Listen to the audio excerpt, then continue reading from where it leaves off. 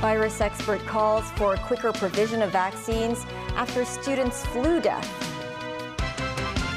All 20 living Israeli hostages released, as hundreds of Palestinians are also being freed. And Donald Trump implies it will all be fine with China when it comes to tariffs.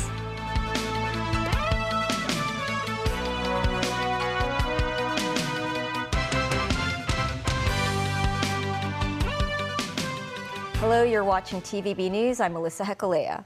A 13-year-old girl passed away in hospital yesterday following an influenza B infection.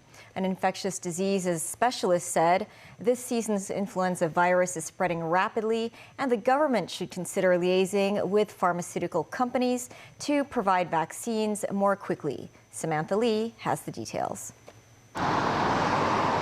The 13-year-old attended TWGH Wong Feng Ling College in Ma On Shan, where many pupils put their masks on when heading to the school this morning, with some already receiving seasonal flu vaccines. Their school has taken extra precautionary measures, such as undergoing a thorough cleansing and cancelling morning assembly. Some students expressed their condolences by leaving bouquets of white flowers on the deceased desk. This student said she couldn't stop crying, adding that almost every classmate was shocked to hear about the death. Another student recounted visiting her classmate at the hospital and seeing her being insulted with many plastic tubes in bed. She said it was so sad to see how the girl suffered. The deceased was vaccinated under the government's 2024-25 vaccination program, but did not receive the jab for the current influenza season. It was because the school arranged the vaccination for next month. Meanwhile, at least 3 more students in the school also developed slight symptoms of flu. Advisory Committee on Communicable Diseases of the Hong Kong Medical Association, Dr. Zhang Kai-yan said this season's influenza virus is spreading rapidly when compared to previous years. He believed the government should consider liaising with pharmaceutical companies to provide vaccines quicker in order to keep pace with the current situation. Samantha Lee, TVB News. Hamas released all 20 remaining living hostages today as part of a ceasefire, pausing 2 years of war that pummeled the Gaza Strip, killing tens of thousands of Palestinians. The releases came as President Donald Trump was in Israel to celebrate the U.S.-brokered ceasefire and hostage deal, an agreement that he declared had effectively ended the war. Nazvi Karim with more. Crowds cheer in Tel Aviv as the news come through that some of the hostages have been released.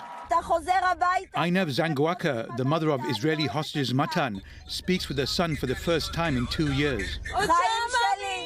And the arrival of the man who Israelis hail as their hero, US President Donald Trump.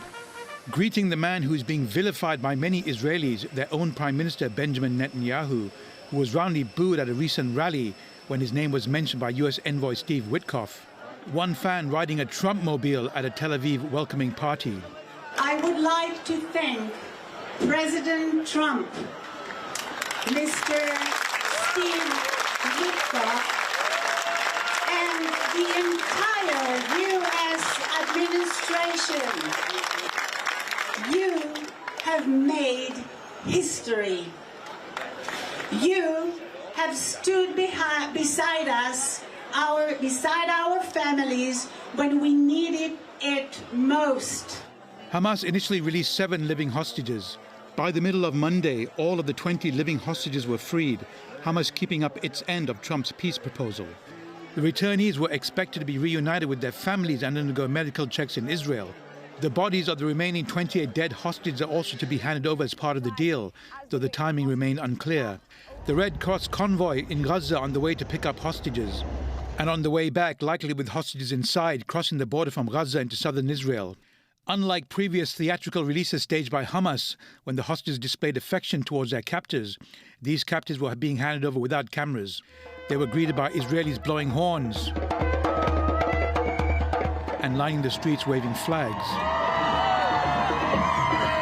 The hostages are then taken by helicopter for medical checks. Hospitals have specialist teams ready to care for the hostages. Every returnee has a capsule of caregivers, a doctor, a nurse, a psychosocial worker, a dietitian, and they all take care of one returnee, and that's the same team that will follow him in rehabilitation also. A wave of happiness across Israel. Really excited. Like, I haven't smiled like this in, probably over 2 years at this point. And I'm also a little nervous, of course. I'm sort of bracing for what will come with it, how he will look, what condition he will be in, we don't really know. The giant captivity clock at Hostage Square in Tel Aviv says 736 days. Israelis are hoping there is no need for day 337. Nazri Karim, TVB News. As part of U.S. President Donald Trump's peace proposal, hundreds of Palestinians held by Israel are also being released. Nazvi Karim again. Red Cross vehicles in Khan Yunis, southern Gaza, make their way painstakingly through destroyed buildings and rubble. They are reportedly on the way to an Israeli military-controlled area in the east, where they are to pick up Palestinians held by Israel. It's part of an exchange agreed by Israel and Hamas, in which Israelis will release hundreds of prisoners. For Palestinians, though, they are not prisoners, but also hostages. Around 1,700 of the 2,000 Palestinians being released were seized by Israeli troops during the war and have been held without charge since. Outside Khan Yunis Nasser Hospital, hundreds of Palestinians await the return of their loved ones. The hospital, flanked by Palestinian flags, had emergency service vehicles parked outside and chairs set up for the people at the event. Also among those being released are some 250 Palestinians serving prison sentences. Many are members of Hamas and the Fatah faction who were imprisoned over shooting, bombings and other attacks that killed or attempted to kill Israelis, as well as others convicted on lesser charges.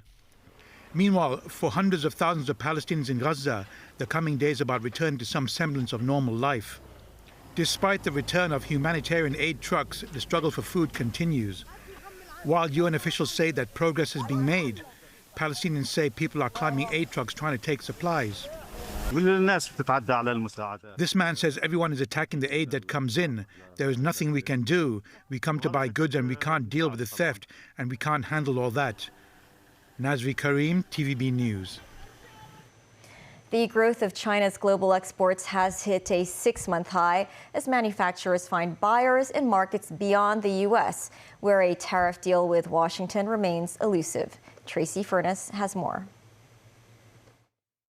China's worldwide exports were 8.3% higher than a year earlier, surpassing economists' estimates, and the figure was markedly better than the 4.4% year-on-year increase in August.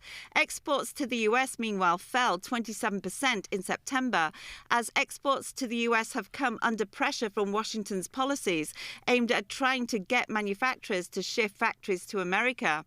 In the meantime, China has expanded markets for its products in other regions such as Southeast Asia, Latin America and Africa. US President Donald Trump unveiled additional levies of 100% on China's US-bound exports after Beijing put several new rare earth elements under export controls and imposed additional scrutiny on semiconductor users. China's Commerce Ministry said in an online statement that China's stance is consistent and that we do not want a tariff war, but we are not afraid of one. Hours later, Trump used his Truth Social platform to send a message that may be seen as an attempt to back off from his earlier threats. On Air Force One, he again called President Xi Jinping a great leader and that they have a great relationship. It remains to be seen whether a meeting between Xi and Trump would materialize later this month and a broad trade agreement can come to fruition. Tracy Furness, TVB News.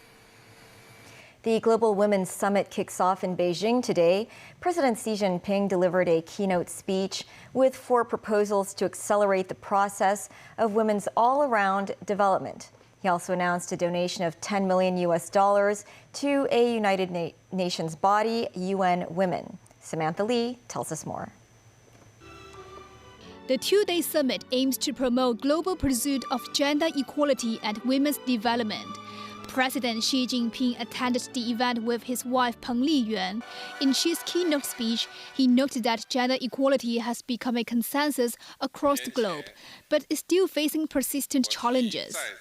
共同营造 He proposed 4 suggestions, including jointly fostering an enabling environment for women's growth and development, cultivating powerful momentum for high-quality development for women's cause, developing a governance framework that protects women's rights and interests, and writing a new chapter in promoting global cooperation on women. He said Chinese women hold up half the sky and play a crucial role in the country's economic and social development. 行之苟有恒，久 Quoting an ancient Chinese saying, steadfast dedication yields an enduring fragrance. She calls for a better future where women can achieve all-round development. Meanwhile, he revealed that $10 million will be donated to UN Women over the next 5 years, hoping to help women across the world thrive. Samantha Lee, TVB News. In the U.S., a helicopter that was coasting above popular Southern California's Huntington Beach on Saturday suddenly lost control and began spiraling in midair. The helicopter eventually lost altitude and slammed into a row of palms as stunned beachgoers looked on. Multiple videos posted online show the aircraft twirling clockwise above the beach and then plunging toward the edge of the beach, where it became wedged between a row of palms and a staircase near the Pacific Coast Highway. The Huntington Beach Fire Department said 5 people were hospitalized, including 2 who were in the helicopter. The department said the helicopter was part of an annual Cars and Copters fundraising event planned for Sunday. Still ahead, Donald Trump threatens to send Tomahawk missiles to help Ukraine. Pakistan and Afghanistan tensions escalate.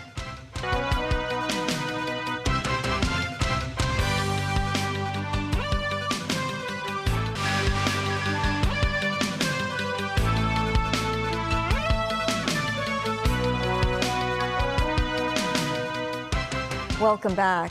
U.S. President Donald Trump said he might tell Russian President Vladimir Putin that the U.S. could supply Ukraine with long-range Tomahawk missiles if the Russia-Ukraine war isn't settled.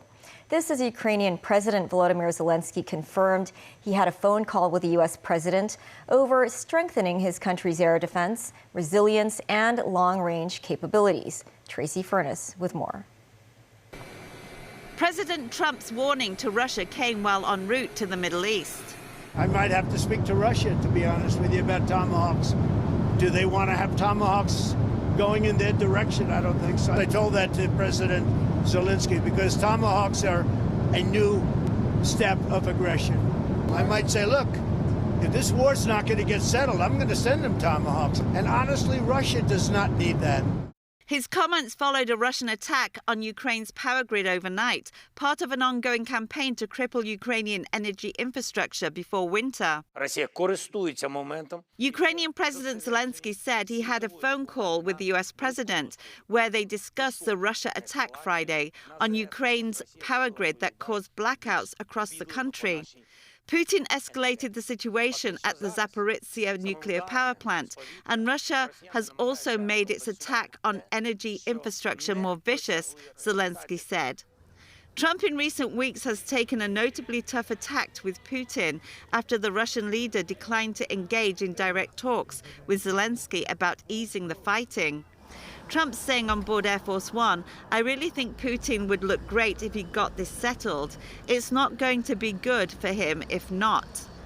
Meanwhile, on the streets of Kyiv and in other towns and cities across Ukraine at 9 a.m. each day, police stop cars, schools stop, gyms and cafes go quiet to observe a minute of silence to remember the country's war dead. Every day we are waking up. Sometimes we almost don't sleep, because we've been attacked. But every morning we are gathering together at 9 a.m. to remember why we are still here, for whom we need to be thankful for. And I believe this is very important to stop and to think about it, even wherever you are. Tracy Furness, TVB News. The Foreign Ministry in Beijing is very concerned about recent border clashes between Pakistan and Afghanistan. Dozens of fighters have been killed on both sides as Pakistan puts its troops on high alert. David Garrett reports. Afghanistan's Taliban say they have come down hard on Pakistan's forces at the border in a retaliatory move. Our Mujahideen captured more than 20 posts, 58 Pakistani military were killed and about 30 wounded. 9 of our Mujahideen were martyred, 18 wounded, the spokesman said. After a request by Saudi Arabia and Qatar, we stopped fighting, but Pakistan again fired on Afghan posts. Last week, the Taliban accused Pakistan of bombing a market in Kabul. Pakistan did not claim responsibility but has targeted the Tariq-i-Taliban in the past. Islamabad says the alleged militants carry out deadly attacks inside Pakistan. Kabul denies this. This soldier described a fiery battle, saying it was necessary to kill soldiers from across the border so as to defend Afghanistan. The Pakistani army say they killed more than 200 Taliban troops and put their own number of dead at a much lower figure, about half of what the Taliban spokesman claimed earlier.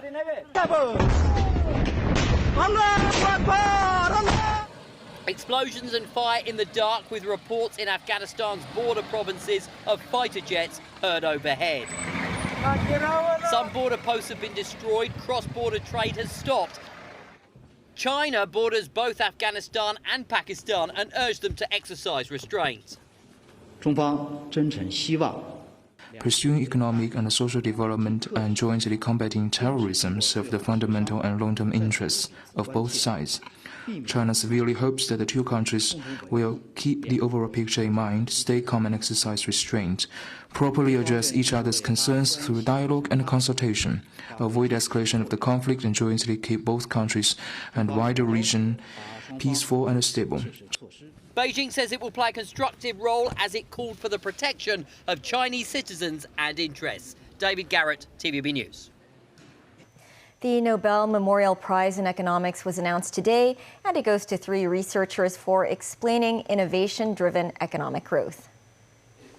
The recipients are Joel Moker, Philippe Aguillon, and Peter Howitt. Moker is from Northwestern University, Aguillon from the Collège de France and the London School of Economics, and Howitt from Brown University. The winners were credited with better explaining and quantifying creative destruction, a key concept in economics that refers to the process in which beneficial new innovations replace and thus destroy older technologies and businesses. Back locally, yet another lawmaker has announced his decision not to seek another term at the Legislative Council, bringing the total tally of present lawmakers departing from the LegCo to 10. Timothy Lee tells us more. 72-year-old Frankie Yick from the Transport Functional Constituency announced on social media this afternoon that he does not intend to seek another term in the Legislative Council. Yick, who has served in the city's lawmaking body for 13 years, said he made his decision after taking his family and fellow party members' views into consideration. This as he calls upon residents to continue to cast their votes in the upcoming LegCo election and allow for more younger members of society to participate in the legislative body. As speculation continues over lawmakers having to retire at the age of 70, Liberal Party Vice Chairperson Michael Lee said he was not notified about such a measure. He further noted the LegCo president and other departing lawmakers spent much time contemplating their decisions before passing the baton to the next generation. Currently, around 8 dozen lawmakers have reached the age of 70, including Regina Ip, Lai Tong-kwok, Lo Wai-kwok, Michael Tian, and Tony Tse.